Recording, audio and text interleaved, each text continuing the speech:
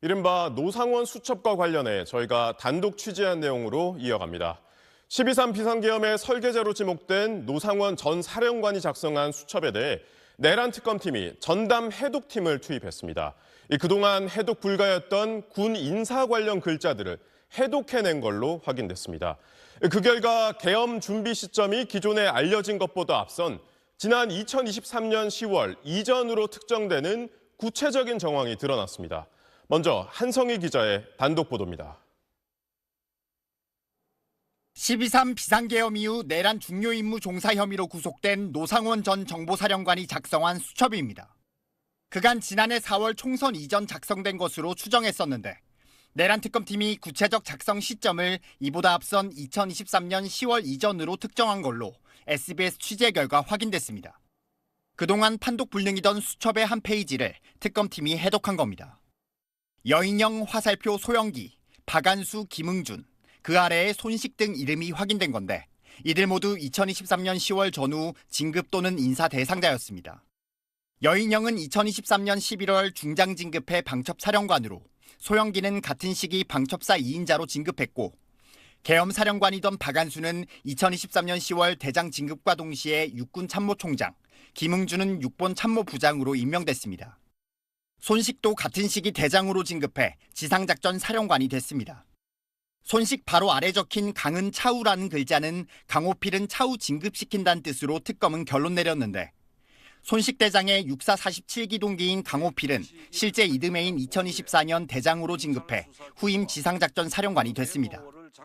현재까지 여인영, 박안수 외에 나머지 장성들과 비상계엄의 연관성은 확인되진 않았습니다. 하지만 특검은 수첩 내용을 토대로 노 전 사령관이 최소한 비상계엄 1년 3개월 전인 2023년 10월 이전부터 수첩을 작성해가며 계엄 준비를 한 것으로 강하게 의심하고 있습니다. 특히 같은 페이지에 적힌 별표, 역행사 대비, 민주당 쪽, 구사단, 34단어도 이를 뒷받침한다고 특검은 보고 있습니다. 군에서 통상 계엄 실행은 행사, 계엄 실행을 막는 걸 역행사라고 쓰는데 계엄을 실행한 직후 민주당을 비롯한 계엄 저지 세력이 역행사를 시도하면서 서울 근처의 구사단과 34단을 동원할 가능성을 차단하려고 준비한 걸로 특검은 해석하고 있습니다. 이런 수첩 내용들이 새롭게 확인되면서 윤석열 전 대통령의 계엄 첫 논의 시점이 공소장에 적시된 지난해 3월 안가회동보다 앞당겨질 가능성이 커졌습니다. 노 전 사령관은 그간 특검 조사에서 계엄 이후 술에 취해 수첩을 작성한 것이라며 수첩의 의미와 작성 경위를 함구해왔는데 특검의 수첩 해독으로 이런 주장의 신빙성은 더 낮아지게 됐습니다. SBS 한성희입니다.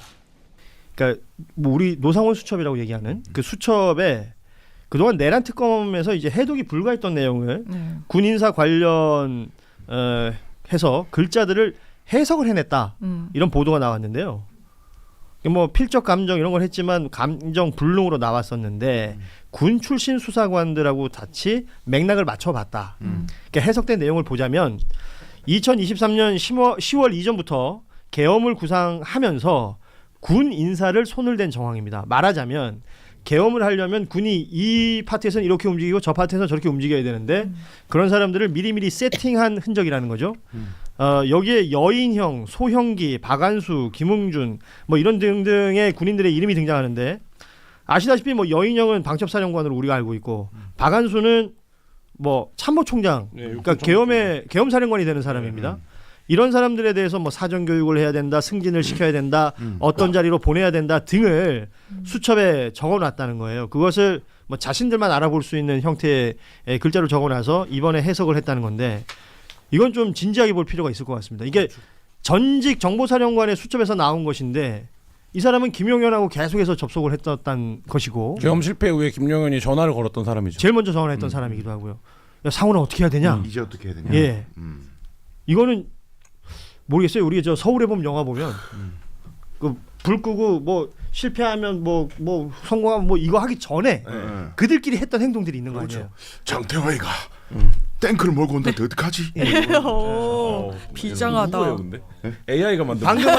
방금 한 건 강수영 변호사 성대모사입니다. 아 본인 거예요? 제5공화국이라는 MBC 드라마의 한 배우를 제가 한번 네. 너무 많이 봤고 제가 그 드라마를 그러니까 군 내부에서는 노태우구나. 노태우였어요. 네. 그러니까 군 내부에서는 아니고 군 외부에 있는 이사 이걸 한 거 아니에요? 그러니까 노상원과 김용현 관계 저희가 처음 취재할 때 노상원이 결국엔 머리일 것이라는 얘기를 군 관계자들이 많이 예. 했었어요. 그러니까 왜냐하면 김용현은 그럴 능력이 안 안 된다. 되고, 그러니까 노상원이 머리일 거다. 근데 노상원이 이제 어쨌든 2023년 이전부터 요 계엄에 대한 얘기를 했고 윤석열이 대통령실에 들어가면서부터 나 계엄해야지, 나 비상대권 해야지 이러고 시작하진 않았을 거잖아요. 예. 그럼 누군가 이 얘기를 뭐 소위 말하는 펌프질을 한 사람이 있었을 거예요.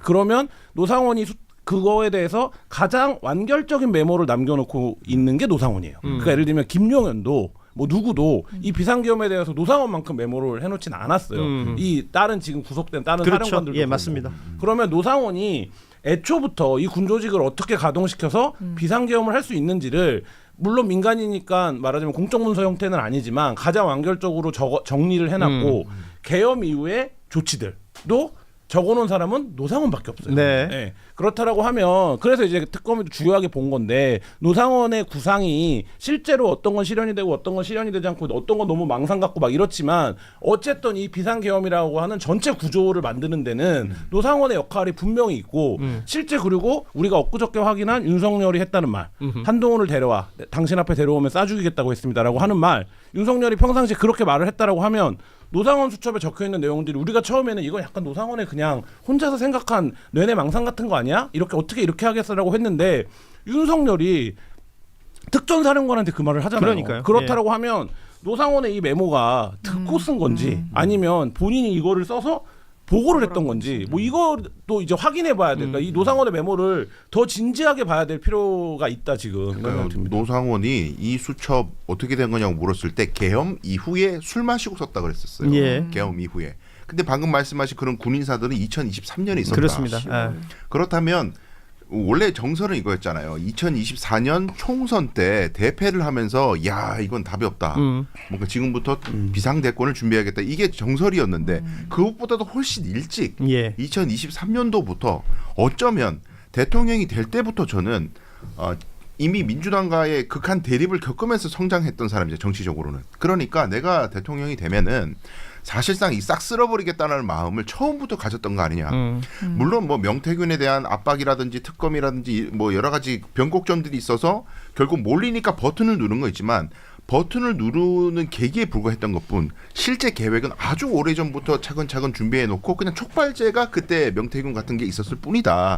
그렇게 해석하는 게 맞을 것 같아요. 저는 이 얘기를 술자리에서 본격적으로 한 건 노상원 수첩도 그때 시작되는데 강서구청장 선거 지고 나서일 거라고 생각해요. 그때 무료였잖아요. 네. 2024년에. 강서구청장 선거를 지고 나서 그때 대통령실 주변의 관계자들도 그 얘기들을 지금은 해요. 그러니까 선거로는 이제 못 이기겠다. 네. 이거를 했다는 거예요. 근데 윤석열이 너무 경로했다는 거예요. 니네가 이긴다고 하지 않았냐. 보고가 그렇게 올라갔었다고 하니까. 그런데 그러니까 윤석열 입장에서는 그때 저는 부정선거에 대한 생각도 했을 거라고 봅니다. 그러니까 예를 들면 내가 여태까지 내가 권력이 이렇게 살아있는데 내가 받는 보고는 다 우리가 이긴다고 했는데 왜 이렇게 표 차이가 많이 나는 거냐. 퍼센트 차이가. 이건 뭔가 선거에 개입이 있는 거 아니냐. 그런데 앞으로 계속 그러면 선거가 어려워. 그러면 총선까지 가봐야겠지만 여대 야소여대 되면 나는 뭐 식물 대통령 되겠네? 그러면 난 어떻게 해야 되지? 이런 게 말하자면 그 촉발점은 노상원 메모의 시점도 딱 일치하는데 강서구청장 선거 이후가 된 게 아닌가. 그리고 거기서 부정선거 얘기를 집중적으로 하잖아요. 그게 아무리 윤석열이 머리가 그래도 부족하다고 해도 자기가 이긴 선거를 부정선거라고 생각하지는 않겠죠. 근데 강서구청장 선거. 아니 자기가 이긴 선거도 0.73보단 더 이겼어야 된다. 그거는 강서구청장 선거를 보니까 그것도 부정적으로 보이더라는 거지. 5%는 이겼어야 되는데 이렇게 그치, 역으로. 그러니까 지금 말씀하신 저런 내용부터 시작해서 지금에 와서 생각해 보면 저는 그 각종 선거들 얘기하고 정치적 이벤트 생각하는데 저는 바이든 날리면부터라고 보거든요. 그러니까 처음에 뭐 도어 스태핑 한다 그러고 새로운 대통령이 등장을 했기 때문에 뭐 여러 가지 우호적인 뭐 또 분위기들도 있었지 않습니까? 네. 그런데 그때 한번 삐끌린 거예요. 그 삐끌리고 나니까 이걸 회복하기 위해서 야 그냥 내가 날리면이라고 가 그랬는데 그걸 아무도 안 믿어주는 거야. 자꾸 시비를 걸고 후벼 파고 괴롭히고 도어 스태핑하면 자꾸 불편한 질문을 하고 공격적인 질문이라고 그래서 거기 생각하고. 나무판으로 막아버리고 딴 짓을 하기 시작하고 딴 생각을 하기 시작할 타이밍에 주변에 꼬여든 사람들이 이런 언급을 해줄 수 있는 사람들이 있었다면 맞아요. 점점 복합적으로 이제 에스컬레이팅이 되어서 특정 어떤 트리거 타이밍에 폭발한 것이 아닐까. 아니, 저는 김병주 의원님한테 들었을 때 이게 정말 그냥 한 게 아니라 왜 계엄이란 말을 처음 꺼낸 의원이었는데 어떻게 인지하게 됐냐 그랬대 군 인사를 보니까 그랬다고 그렇죠. 하는 거예요. 예, 그 이걸 얘기가 보니까 하고. 그렇고 또 하나는 경호처랑 국방부 장관은 같이 갈 수 없는 거예요. 경호처는 국가 안위와 대통령이 있으면은 대통령을 선택하는 조직이고 국방부는 반대로 국가 안위를 선택해서 이게 양립할 수가 없는데 경호처장을 국방부 장관으로 보내? 이거 완전 혼재가 되겠구나라고 하면서 계속 빌드업 과정이 2003년 거의 10월부터 지금 있어 왔다. 이걸 보여주는 것 같습니다. 자, 아무튼 지금 이제 저희가 하는 이야기가 마치 무슨 하나의 드라마나 영화를 보고 그 후기 같은 걸 얘기하는 시간처럼 느껴지기도 해요. 그만큼 현실감이 어마어마하니까요. 없고 이런 일이 다 있구나라는 생각이 들 정도의 이야기이들입니다. 노상원이 동원했던 병력들은 아직도 규명 안 된 병력이 많아요. 우리 블랙이라고 얘기하고 HID 얘기했던 사람도 모르잖아요. 어떻게 되는지. 그렇죠. 예, 그러니까 이런 것들에 대한 꾸준한 추적이나 수사가 이루어지고 있는지도 걱정입니다. 그리고 부지불식간에 어떤 일이 벌어지고 나면 또 하나의 그냥 사고로 넘어갈 것이냐. 그렇지는 않지 않겠어요, 이제? 정치권 이야기를 하다 보면 배치기 얘기해야 되고 이게 내란 상황들에 대한 그 후속 조치들 이야기하다 보면 그 전으로 거슬러 올라가다 보면 왕실에서 꺼내 나왔다 이런 얘기 해야 되고 도사 얘기해야 되고 황망합니다 사실. 예. 그러니까 국민들이 어떻게 보면 지금 대외적인 여러 가지 위기 상황과 이런 것을 고려하면 앞으로 헤쳐나가야 될 장애물들이 굉장히 많은데 과거의 것에 매여 있다 보니까 빨리 이걸 해결했으면 하는 조급함이 다 생기신 것 같아요. 근데 이제 지기현 같은 사람이 자꾸 재판을 이렇게 늦추고 내년까지 혹시 재판 안 끝내면 어떡하냐 이런 불안감을 지우고 있으니까 과거는 과거대로 신속하게 정리가 돼야 되는 건데 그게 안 되고 있는 상황을 정부 여당이 다 지금 고민하고 있을 것 같아요. 과거로부터 어떻게 단절시킬 것인가. 그렇죠. 이런 거 다 중요한 시간입니다. 이제 시간 다 돼서 끝으로 이제 국정감사가 사실상 마무리가 된 거 아닙니까? 그 한 줄 평 정도 듣고 싶어요. 네. 왜냐하면 윤석열 정부 7개월, 이재명 정부 4개월에 대한 어찌 보면 국정감사였기 때문에 각각 여야가 다 할 얘기는 있었던 것 같은데, 근데 그게 결과론적으로 봤을 때 어떤 식으로 한 문장식으로 남길 수 있을까? 우리 장민 변호사부터 한번 들어볼까요? 그냥 많은 사람들이 얘기했지만 최악 중에 최악이라고 최악 얘기를 하고 그리고 항상 저도 예전부터 이제 국회 출입도 하고 이랬을 때 국감 스타를 뽑고 이랬는데 그걸 뽑을 수가 없는 거예요. 그나마 이제 쿠팡 이건 배치기는 어땠어요? 배치기는 처음에 또 이 민주당 의원 이야기를 듣고 내가 배를 이렇게 해가지고 내가 공격당했다. 제가 있다면 배가 나왔을 그래서 거다. 내가 영상을 계속 봤는데 이건 서로 약간 좀 격돌하는 거 같은데 제 기준으로는 배만 나와서 이루어진 에피소드는 아닌 것 같더라고요. 우리 강수영 변호사는 국감 어떻게 평가해요? 저는 한마디 요약하자면 김현지 타령은 실패했다. 네, 여전히 오늘 나온 평을 보니까 국힘에서 이번 국감은 김현지로 시작하여 김현지로 끝난 국감이었다. 이렇게 평가를 하더라고요. 근데 국민들 중에 누가 그걸 동의할까요? 예. 아무런 의혹 제기도 없이 그냥 일단 나와봐. 안 나오는 거 보니까 뭐가 있네. 예. 이 타령하다 끝났다. 국민의힘의 정치적 생명력이 끝났음을 보여주는 국감이었다고 봅니다. 네. 답이 없다 이렇게 답이 없다. 네, 답이 없어요. 국민의힘은 예. 답이 없고 그러니까 국감을 야당이 정권 바뀐 첫 해 국감을 야당이 이렇게 한다라는 거는 여의도에서 정치를 해나갈 전략도 실행력도 어떤 아이디어도 없다라는 거예요. 그러니까 어떻게 그 야당이 되고 첫 국감을 이렇게 파행과 몰락으로 몰아넣습니까? 뭐라도 들고 와야죠. 그러니까 예를 들면 국정감사 예전에 장윤민 변호사도 얘기했지만 얼마나 준비 많이 합니까? 보좌관들이 밤새면서 준비해서 하는 게 국정감사예요. 오죽하면 의정활동의 꽃이라고 하는데 예. 근데 이런 국정감사를 결국엔 지금 얘기하신 것처럼 김현지 타령하다 끝내고 그나마 최민희 가방위원장의 어떤 말실수나 이런 부분들이 없었다라고 하면 완전한 몰락이 확인이 됐을 텐데 결과적으로 말하면 답이 없다. 답이 없다.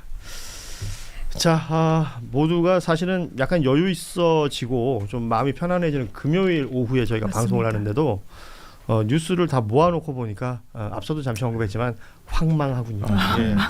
부디 주말 사이에는 좀 기분 좋은 일들만 좀 있었으면 좋겠다라는 생각하면서 오늘 뉴스 다이브는 마무리하도록 하겠습니다. 기가 막히죠? 회식한다 그러니까. 그러니까 진짜 너무 기가 막히게 사실 깜짝 놀랐어. 이것이 바로 고현준이다. 예, 여러분에게 다시 한번 강조의 말씀드리면서 마무리하겠습니다. 오늘 함께해 주신 우리 김한 기자, 강수현 변호사, 장윤미 변호사와 함께 인사드립니다. 여러분 주말 잘 보내시고요. 월요일 오후 3시 반에 뵙겠습니다. 고맙습니다. 감사합니다. 감사합니다.